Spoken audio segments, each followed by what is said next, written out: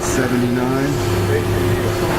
So program, work number, 179. Input, is that what I was running? Toolpath, part shape.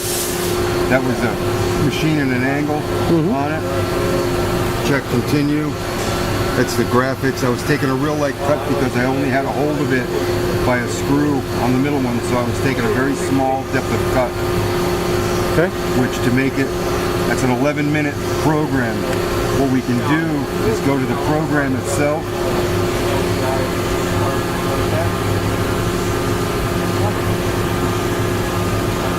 Rough depth of cut, 50. Program. Tool path. Part shape. Path continue. That makes it a 2.5-minute program. Okay. But it's only a one tool, so let's change our tool as well so we can use two different tools, so it'll change.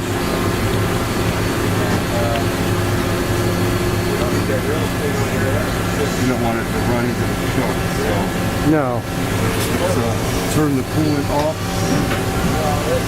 We can go work light, barrier cancel. Make sure it doesn't hit anything. Goes out pretty far. So what is this, just doing a drilling operation or? No, it's a turning operation. Oh, it's a turning operation, okay. That's turning over the outside. Okay. It's taking a very, very light cut. I put up the feed rate to make it go No, that's faster all right. for your video if you'd like. No, that's fine. Was this a programmable tailstock or manual? Manual. But it is a hydraulic. If you want to see it work, I will. No, that's fine. You just have to, send it home first to bring it out. Yeah, It's right no, there. that's fine.